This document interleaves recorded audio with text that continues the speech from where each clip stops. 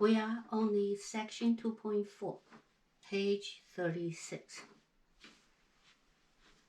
Let's learn some more tools, then see how we are going to operate on them and apply to the problem. Okay, so first one we call it what? Product rule. How we are going to do the derivatives. Second one is called quotient rule. Product means what? Multiplying. Quotient means division, right? So if we have two things multiplied together, so two functions multiplied together, so when we do the derivatives, it means what? It means we are going to take first derivative, first function's derivative, then multiply the second one plus second derivative, the derivative on the second function, and multiply the first one.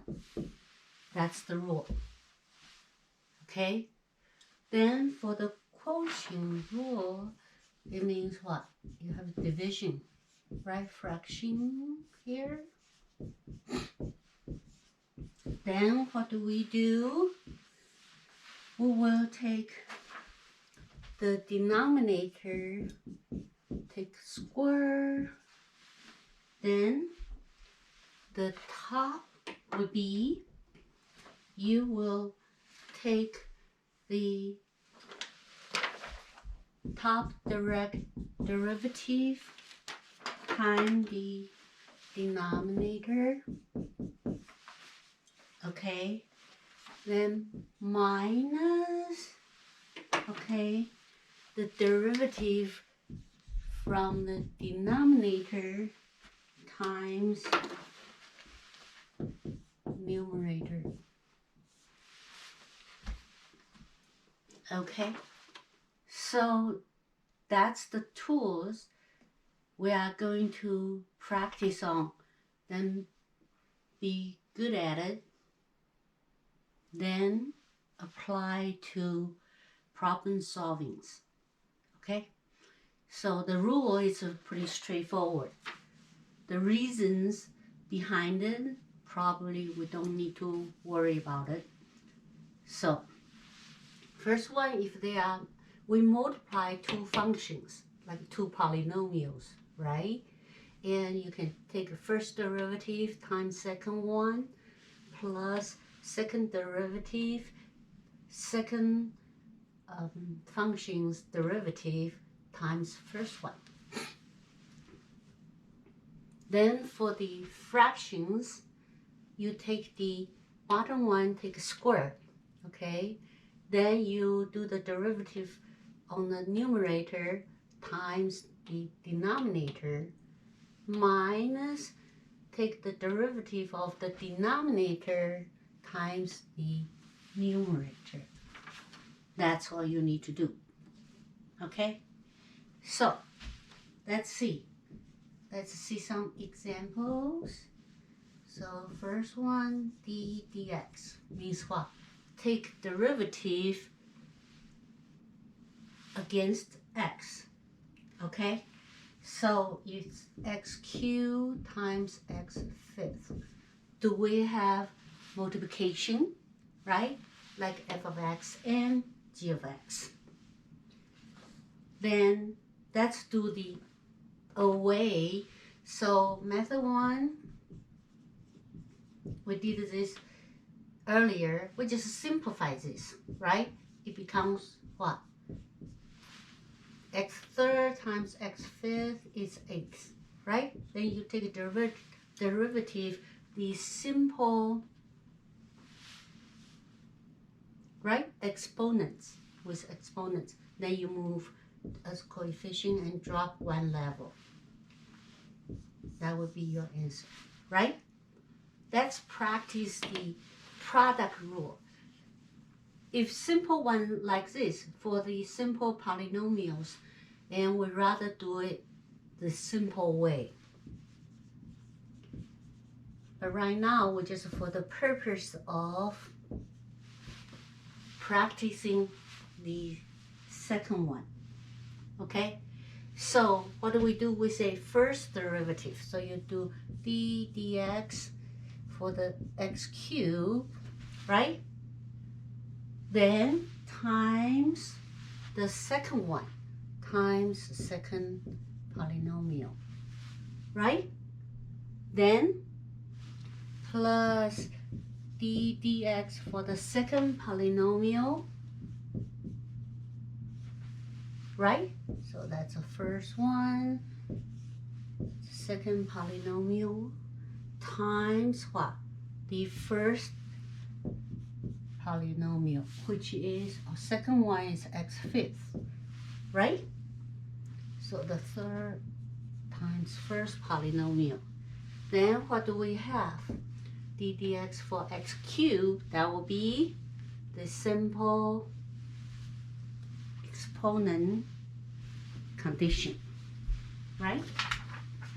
So let's take a look, how do we call it correctly? We call it power rule, right? We use the power rule.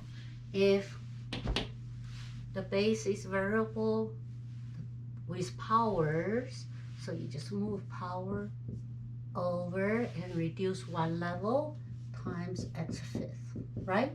Plus power rule. Move over, drop one level, and this is our first polynomial.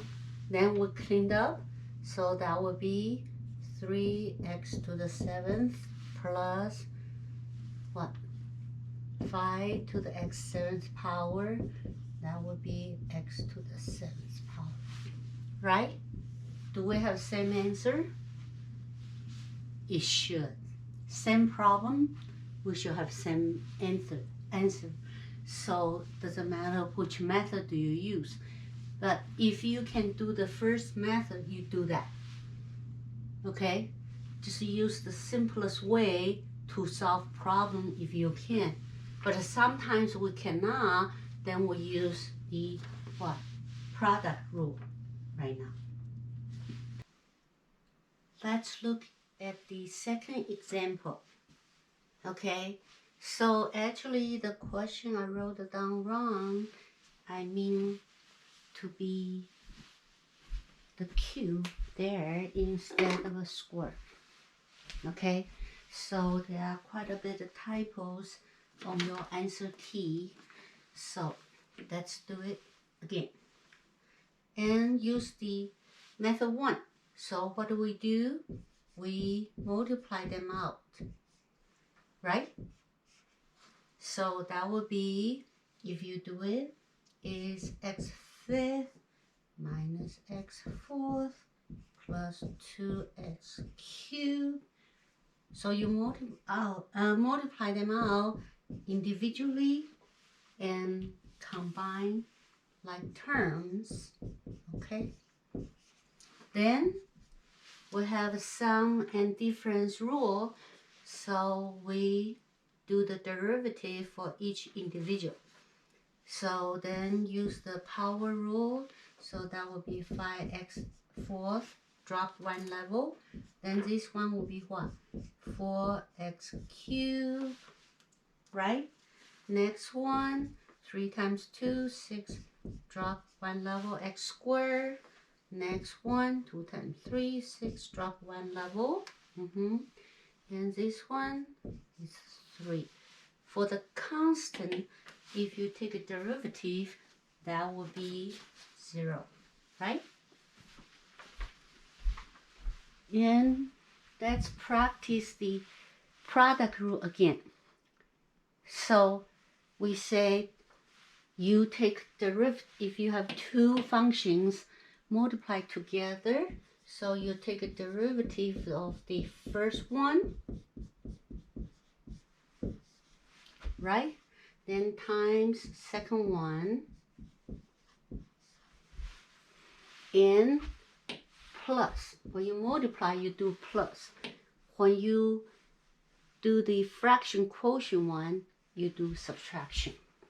Okay? So you take a second derivative for the second one, x cubed plus 3, right? Multiply the first function. Good? So this derivative would be, that would be 2x, right? One level lower, minus 1. 2 becomes 0. And multiply x cubed plus 3, right? Then for this one, derivative would be 3x squared, right? One level less. Then 3 becomes 0. Then this one is x squared minus x plus 2, right? So,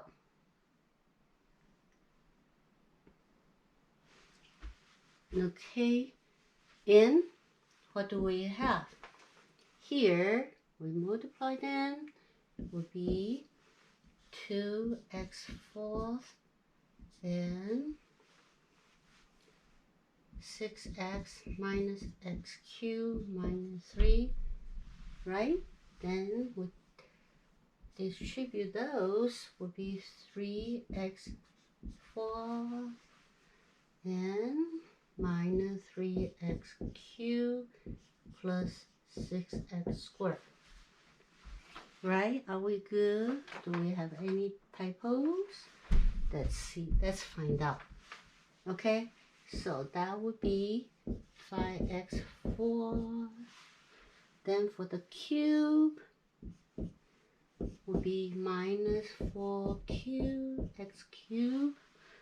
For the square, that's the square. So plus 6x squared. For the x, right, plus 6x and minus constant. Do we have the same answer? Let's take a look. If they are not, then we have to check our work, right? So we are going to do f of x is this one.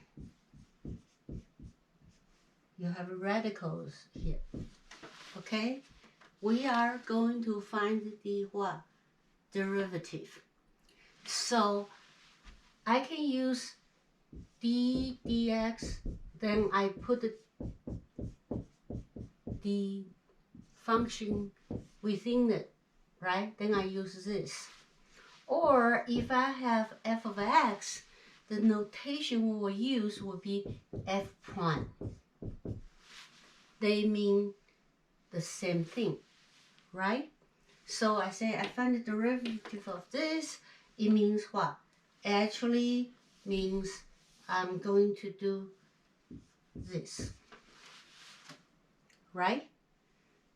And we have radicals. If you do the radicals, use the product rule, it seems complicated. So we do this way. Just change everything to the power style. So square, right? Square root is what? Half power.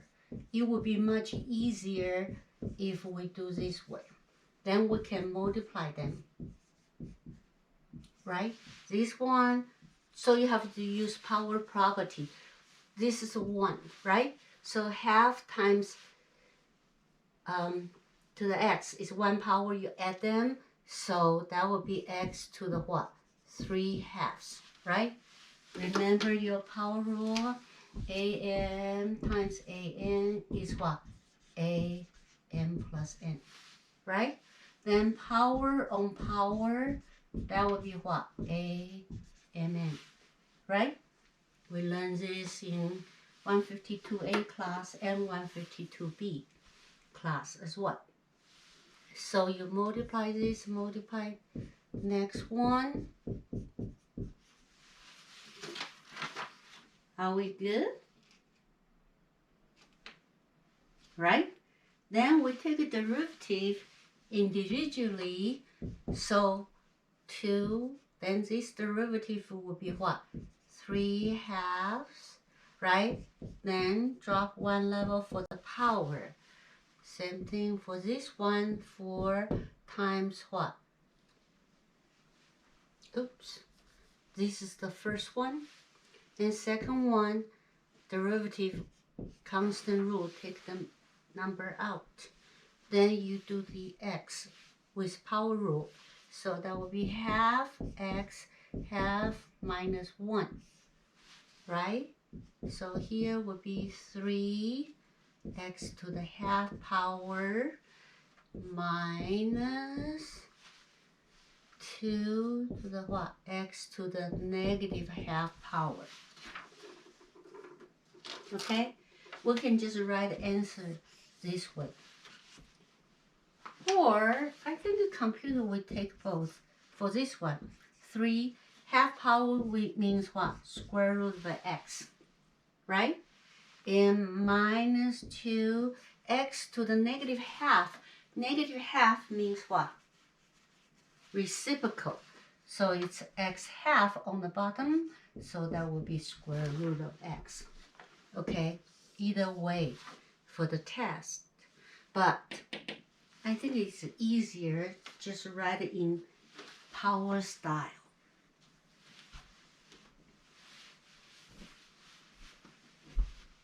Right? Let's look next one.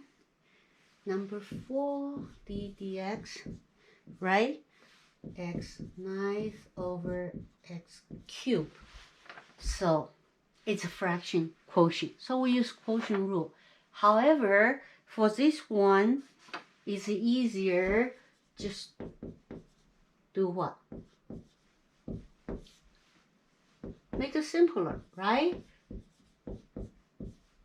Simplify. X 9th divided by x cubed. We say you use what? Quotient property. An divided by an, that will be what? An minus n, right? Cancel 3 of them out. You have 6 left. So that will be x6. Then you use power property. Drop 1 level. That will be the answer. Right? We are just practicing the quotient rule and make a simple case for you to do it first until you get familiar with. Okay? So use method 2. So method 2 says it's quite complicated. If I can use method 1, definitely I will use a method 1, simple one. Make things simpler. Okay? And sometimes I just use product rule instead of quotient rule. So we see how it works out. All right, for this one means what? The bottom one, x cubed, take a square, right? Then the top will be first derivative, the derivative of the first function on the top. So you do d dx for the x 9th, right? Times the denominator, right? Minus the derivative of the denominator times what? The numerator. Right? So what do we have? x6 on the denominator. Then here, that would be what? Power rule, right? Times what? X cubed. And minus power rule again for this, 3x squared times what? X 9th. Then we simplify. That would be 9x 11th power minus 3x 11th power. That would be what? 6 of them 11th power and 6. Right? Right. So this cancel out, become x fifth. So you have 6x fifth power. Do we have same answer? Yes. Okay. So let's see. We have many ways of doing product rule, quotient rule. Okay. So let's see how it goes. Now let's see next one, number 5 on your page 37. Okay, let's practice your quotient rule again. Okay, so d dx, take a derivative for this fraction.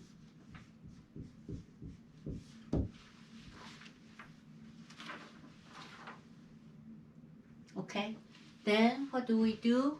We use quotient rule. Right? So what do we have? Take the denominator, take square. Then the numerator will be take the derivative for the original numerator, right? Times your denominator. Then minus, right? Then take your derivative for the denominator times what? Your numerator. Okay? Then that would be the square thing. Then derivative of that, power rule 2x times x plus 1, right? The next one, the derivative of sum of the terms, you use what? Sum and difference rule, right? Take a derivative each. First one is what? 1. Second one is 0, right? Then multiply the x squared. Then what do we have? We will have x plus 1 squared here. That would be 2x squared plus 2x, right? Then minus x squared. Then we'll clean up. Okay, so that would be x squared plus 2x, x plus 1, and square.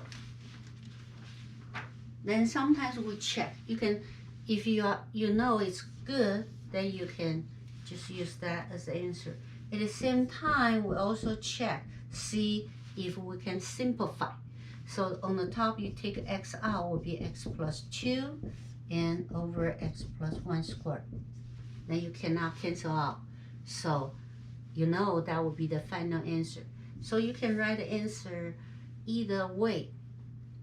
Okay? Both are correct.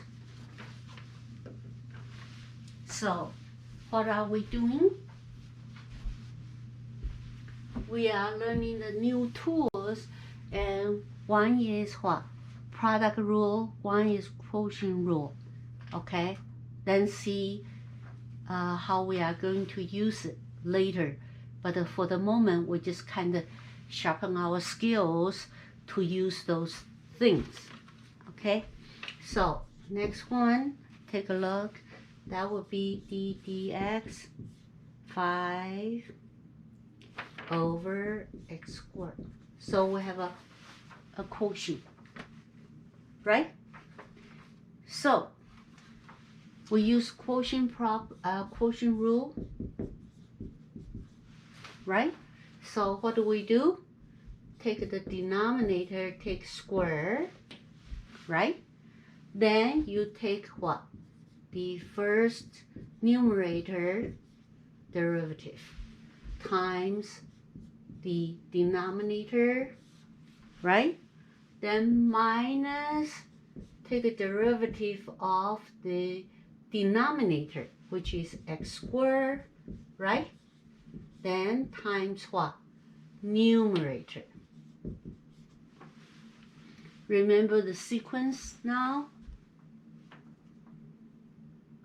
To apply the quotient rule. So what do we have?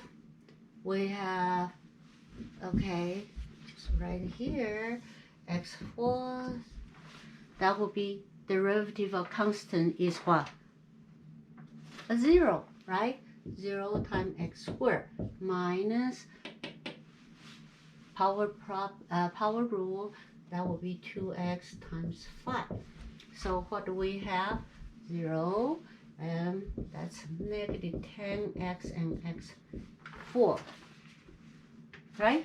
Then we simplify, cancel out 1.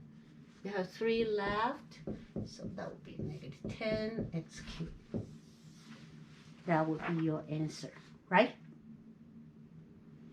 Another way of doing it,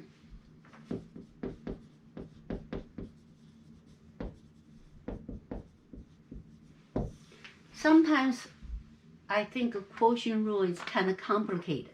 So I'm going to change the quotient things become what? Multiplication, okay? So I would do this way sometimes because x squared becomes what? X negative 2, right? So instead of doing division, I do multiplication.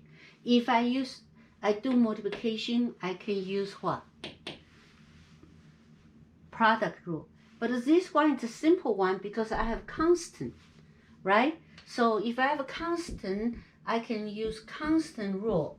So I can do this way, right? I can take the constant out. Then I just deal with the simple variable with a power. Then I can use what? Power rule. So that would be what? Negative 2x, drop one level, become negative 3. Is that right? So I will end up negative 10x to the negative 3 power. Are they the same? Yes, because x to the negative 3 power means what? A reciprocal would be x cubed in the denominator, right? Are we good? Let's see some apps. Okay, for number 7, let's see. It says, finding the cost of clear water. Oops, there is typo.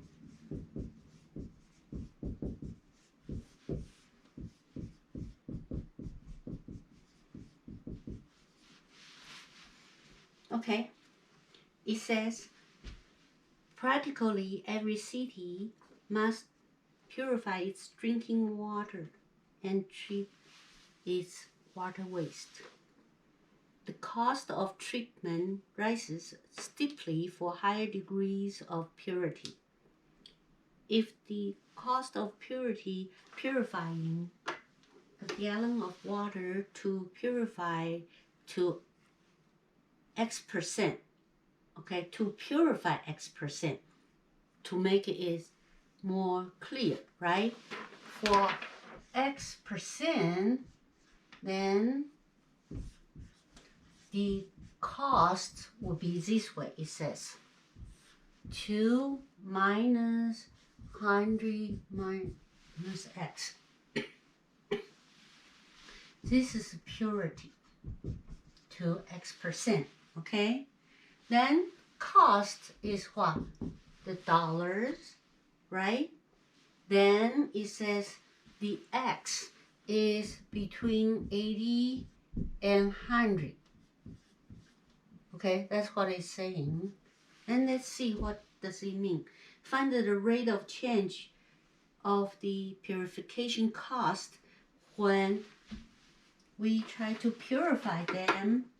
And when the purity, one is 90%, one is 98%, and interpret the result. Okay? Find the meaning. You say, you look at it, say, what's going on? Right? What are they talking about? Say, if you work for South Tahoe utility company and you try to purify, try to find the cost, you manage the financial department, then you try to find out how much it would cost the company to get the water purified. Okay, then some economists took a study, they studied it, then find out there is a cost function like this, which is a fraction. Then they say, okay, at least I want to purify the water between 80% and 100%. Okay? If that's the regulation. So, you still wonder, what are they talking about? Then they want you to find out what it will cost the company when the purity is 90% or 98%. You are not sure. So what do? You do analysis.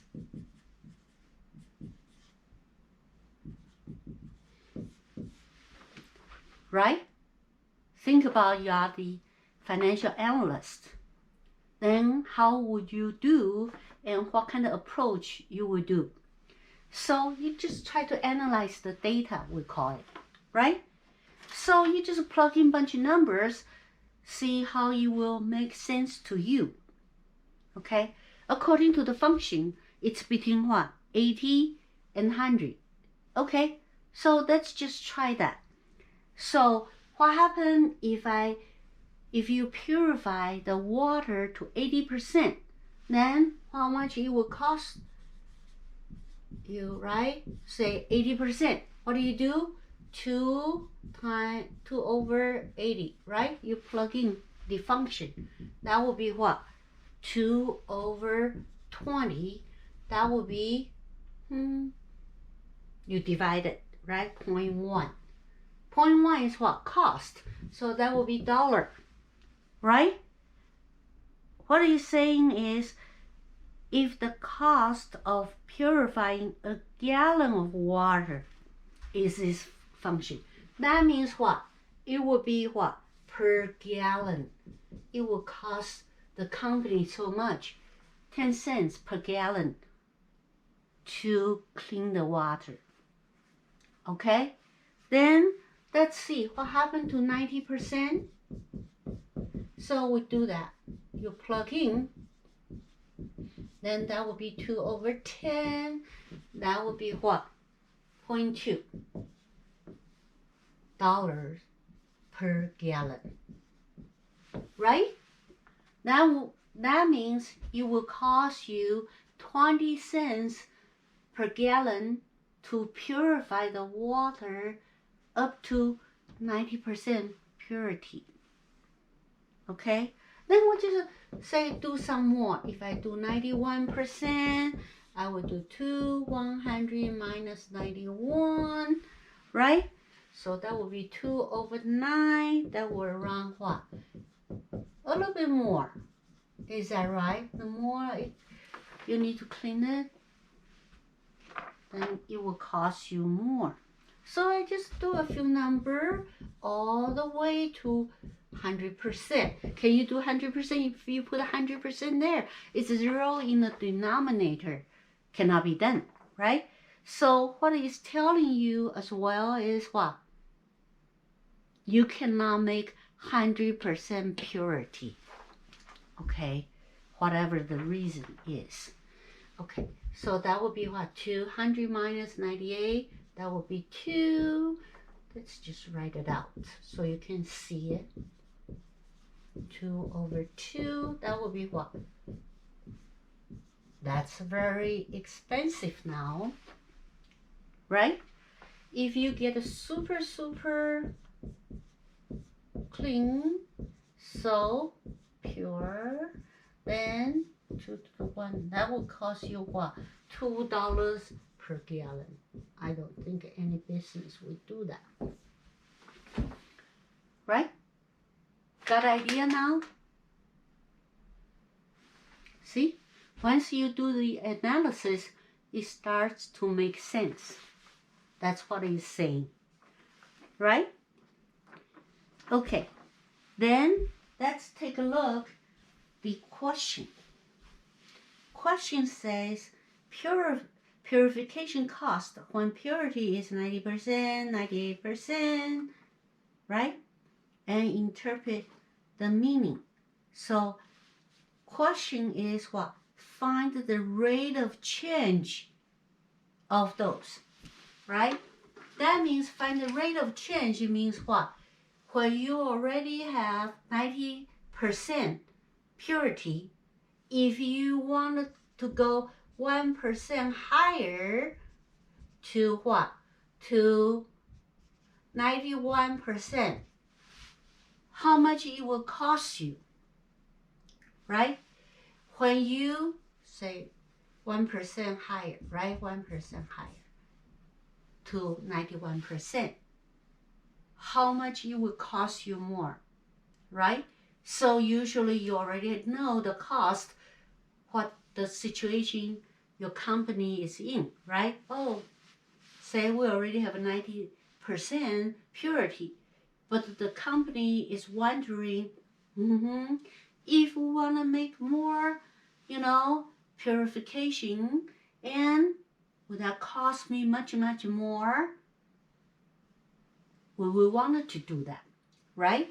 So if this one means what? 1% more higher to what? 99%, how much it will cost the company for each gallon of the water, right? So what it's asking is those 1% higher means what? Find the rate of change.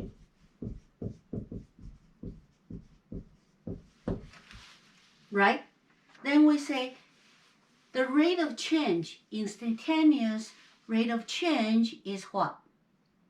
Derivative, right? So you use your derivative concept to do that. So what do? We do the first one, say 90% to 91%. So your x is what? 90%, right? Then we want to find the rate of change. It means what? The derivative. So we have to find the derivative of the function, right? So let's do the derivative first. For this derivative, that would be what?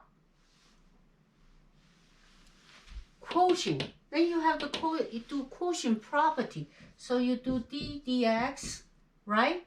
And 2 over 100 minus x. Then you have to use the quotient property, right? So you do what? 100 minus x, you take a square, right?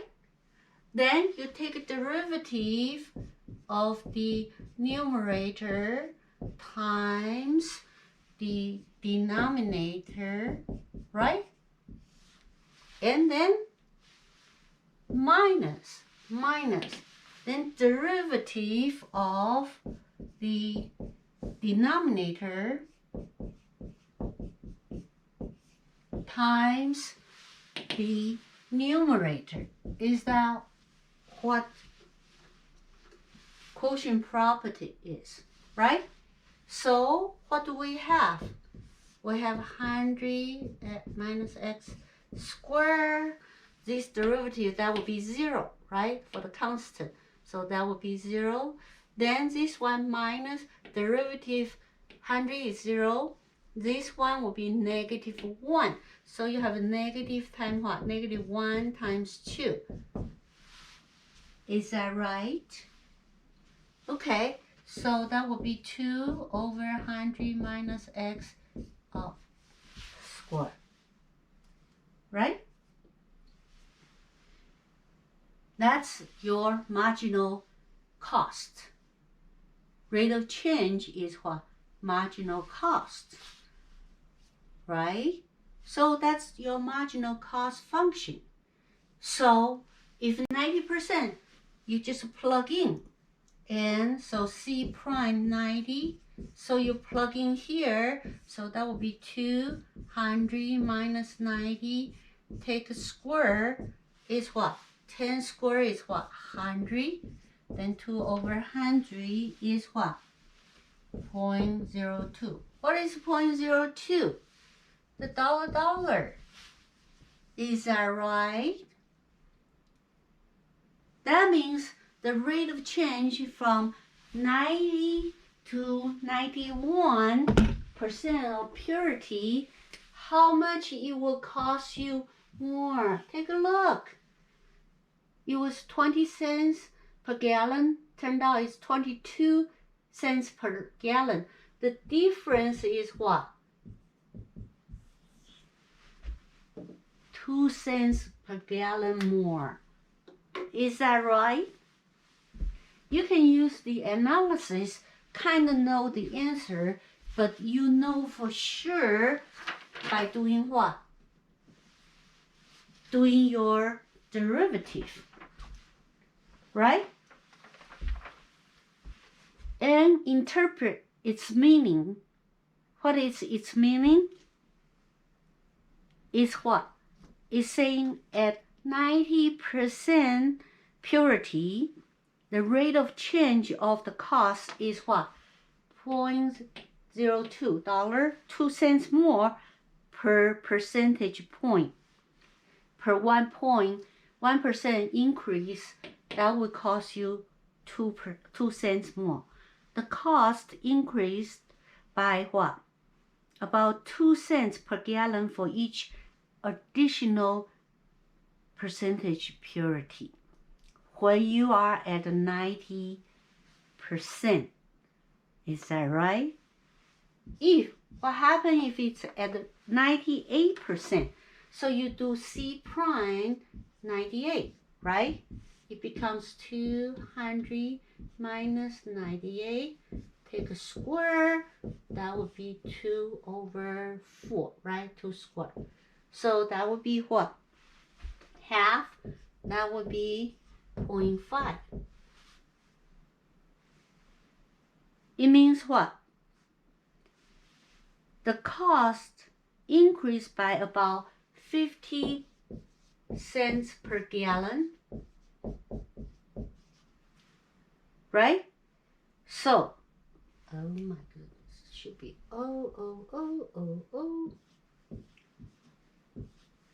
right? So interpretation for this is saying the cost, okay, increased by what? Increased by about 50 cents, not a dollar, it's 50 cents per gallon, right? For each additional percentage purity, right? And from the analysis, it would be what? $1 difference. It's a little bit different, okay? What happened is here is saying from the cost function, you can tell it's from here. But this one is the instantaneous rate of change. So it's a little bit more than 98%, not complete to the percent, 1%, right? Additional percentage purity. So So if you look at the numbers from analysis from 1 gallon, 98% to 99%, it has $1 difference. But here, when we use derivative, it only shows what? 50 cents per gallon. So sometimes the numbers will be exact, sometimes they are not quite. Okay? So this derivative means what? Instantaneous rate of change.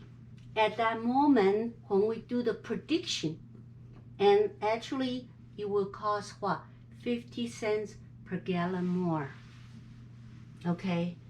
So one is the math number, one is the cost function. Why it costs this way? The function will not be 100% accurate either. Okay? It's just modeling. So from model, we cause these issues and with all the difference from here. So in reality, we need to kind of actually measure it and test it. Okay? This just gives you a general idea what's going on. All right? But at least you have very close idea then potentially what kind of financial impact that would be. Okay?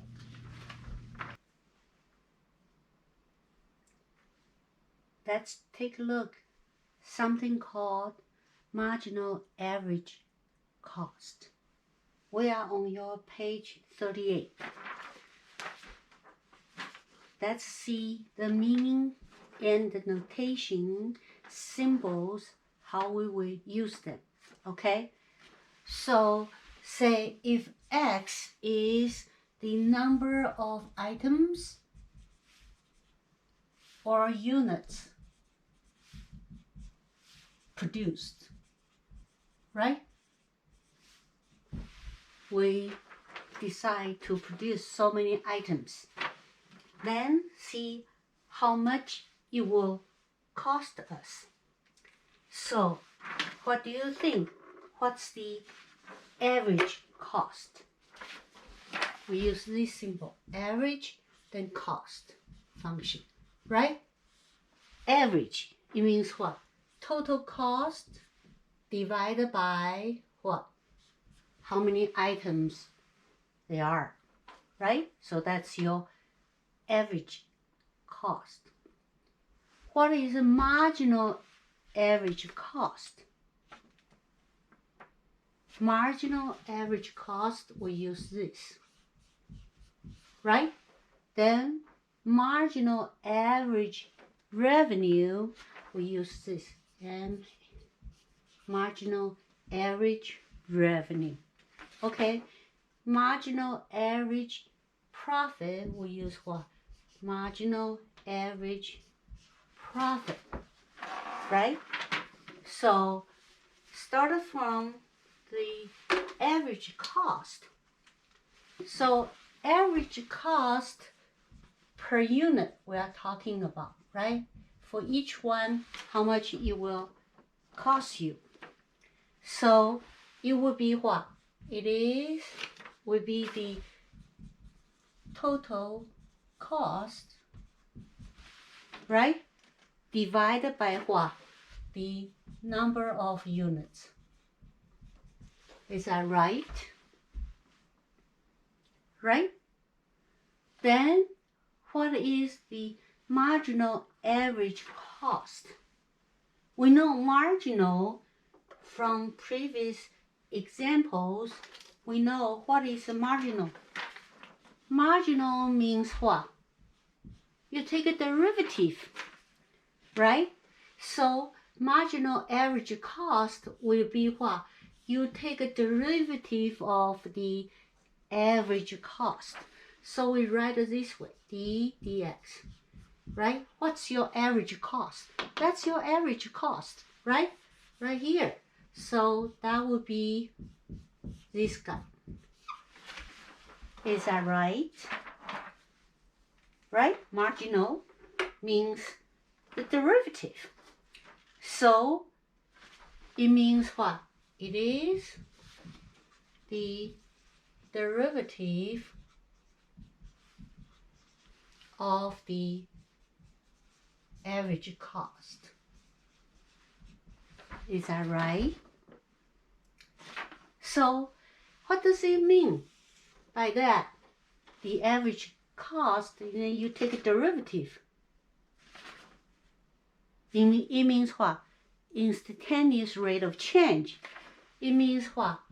We are talking about the average cost, right?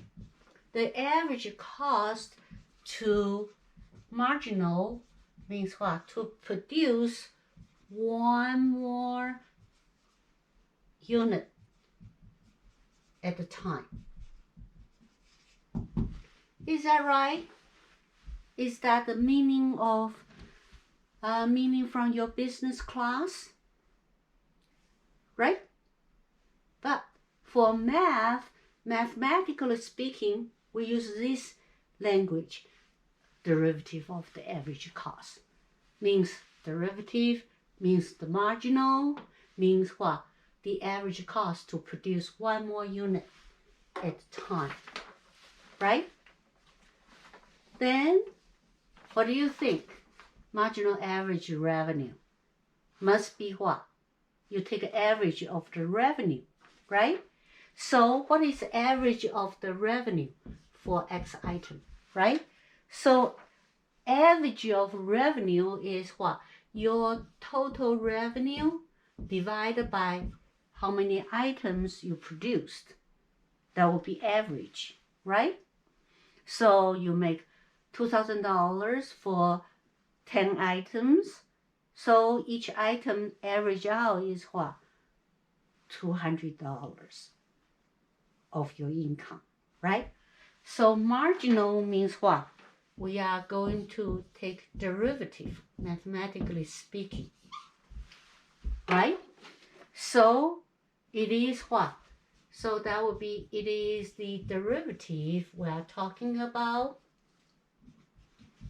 mathematically, right? Derivative, right, of what? The average revenue, right? Then, how would we say it in business language? You would say what? Same thing, the average cost, not the cost anymore, is what? The average revenue, just like cost, to produce what? One more item, one more unit at a time. Is that right?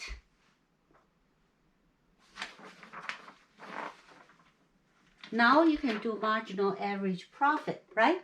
Marginal average profit for X item, then what should you have? So mathematically, for average of profit will be what? Profit divided by so many, right? That's average. That's your average. Then you take a marginal, means what? You take a derivative, right? So we say, mathematically speaking, it is what? It is the derivative of what?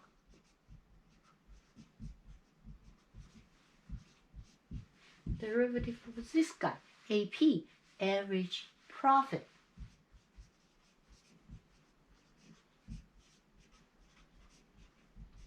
Right? Then, in business language, how would you say it? Average profit.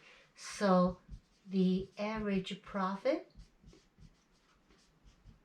that's the average profit to produce one more item, one more unit at a time. So, it doesn't mean, from beginning to the end, you will always make the same profit. right? If you produce 10 items, so at that time, if you produce one more item, how much profit you will make? If you produce 1,000 items, then your average profit will be different as well, right? Then if you produce one more item at a time, how much the profit you expect to gain? That's what it's saying, okay? So instead of using sometimes business language, we translate the business language to the math language. Then we use those methods, the ideas, to kind of figure out what will happen, for your profit, for your revenues, and for your costs, right? So let's see some examples. For marginal average cost. So we are going to do marginal average cost to do this one, okay? Then you know what is revenue? Revenue is what? Each item, how much you sell, and times how many items you sell, right? What is the profit? Profit will be what?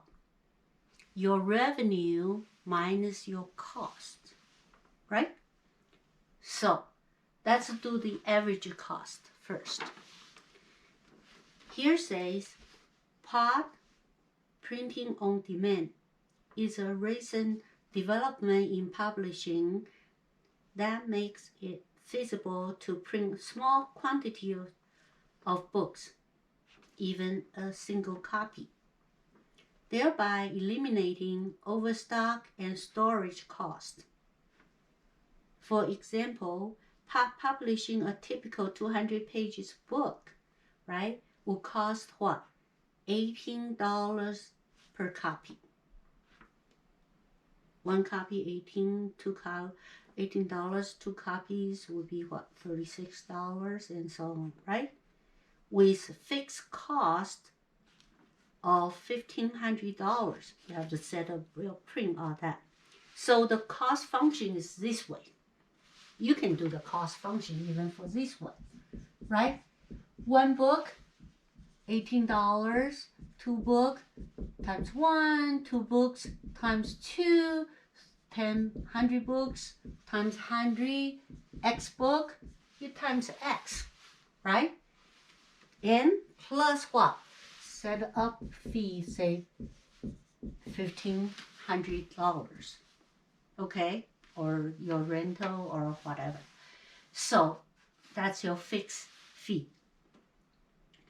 So the function will be what? 18x plus 1,300. So for this cost function, you should be able to feel it, right? Understand that. So first, it says find the fixed costs. And next one, find the average cost when produce 100,000, 10,000. It makes difference because for $1,500 fixed cost, if you produce 100 books, the cost will be shared by 100 books. If it's 1,000 books, it will be shared by 1,000 books, right? Each one still $18. Then, next question, find the average cost function. And find the marginal average cost function. Also, find the marginal average cost at 100 books and interpret your answer. So that will pretty much practice what? Our derivatives, right? And with marginal concepts, right? So let's do the first one. Find the fixed cost. Fixed cost, it already told you what? 1,500, then you know it's 1,500, right? However, if we think mathematically, we can also do that, right? The fixed cost is what? The fixed cost means the costs when no book is produced, right? No items are produced. Is that right? So you plug in what? So your x is what? 0. So you plug in. Then you got what? 18 times 0 plus 1,500 is what? 1,500. Right? We are plugging in x is 0 to here. Actually, this function is developed because this idea. They are the same thing. Next one, find the average cost when 100,000, 10,000 books are produced. Right?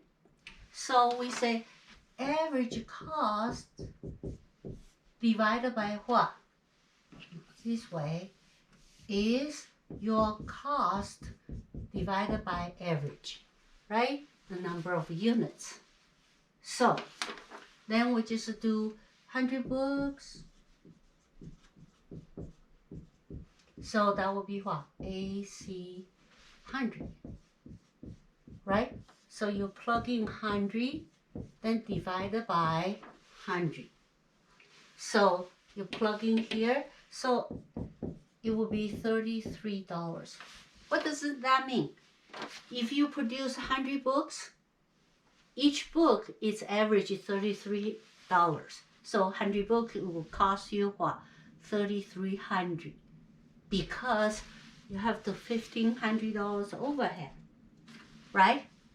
Then if we do say 101 books, then we plug in, that will be around 33, which is list all the different things to kind of get a feeling what's going on. If you produce 200 books, then that will be around 25. So you just plug in, right? 1,000 books, then that will be average $19.50. Then 10,000 books, it will only cost you what? $18.15. If you produce many books, you use the same print, right? Set up. Then each book almost just $18. It shares all the overhead, $1,500, right? So that's how it works. And let's see. What it's saying is what happened? So actually your average costs are cheaper, right? Are lower if more printed, right? You can see exactly what happened. If you put, one book, that will cost you how much? $1,518. Scary, right? You don't do that. So,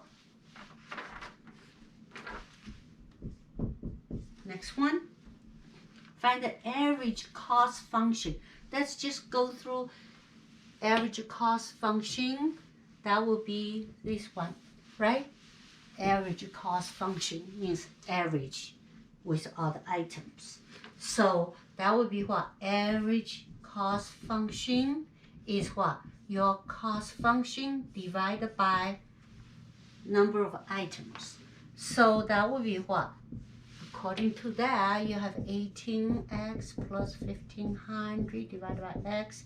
Then if you simplify, this one will be 18 each book, plus 1500 to the x to the -1 power. You share each book with the $1,500, right? Then we say, what is marginal?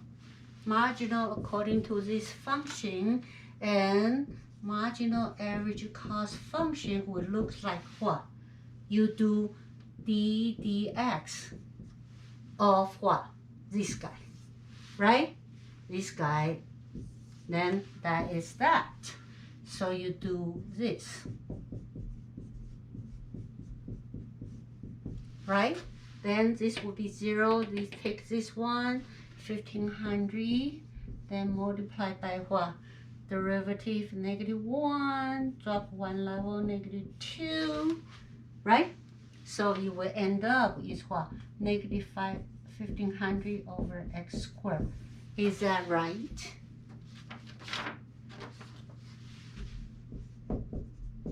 Right? So next one, it asks you, find the marginal cost, average cost, and when you produce 100 books. So when x is 100, you plug in that one. So you have what? Marginal average cost. So for each one, an average speaking, so you plug in that. Take 100 squared. That would be what? -1.5, right? Negative means what? It costs you less. So what is saying? So it's saying when 100 books have been produced, right? Marginal is what? At that time, if you do one more, what will happen, right? 100 books have been produced, and what happened? The average cost per book at that point, if you produce one more, will be what? Increase or decrease? Decreasing, because it's a negative, right? Decreasing by what? 50 cents per additional book produced.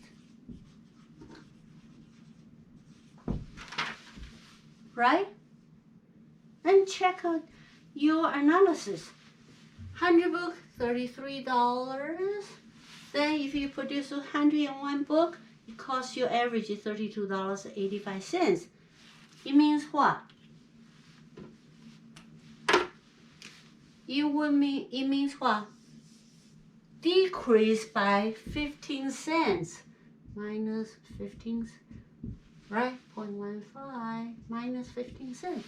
It will cost you 15 cents less to produce one more book, averagely speaking, because we are doing the average. Got an idea? How we explain what's going on with the average cost if you produce one more book, if you work for, Barnes and Noble, if they are still in business of printing, right? And then you printed so many books, then you will expect it will cost you less, averagely speaking. Good?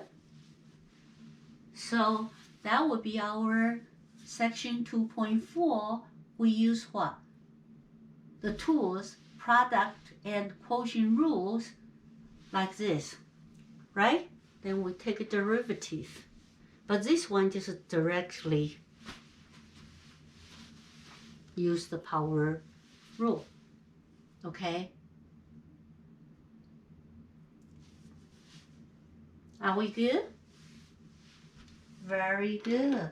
So this would be section 2.4.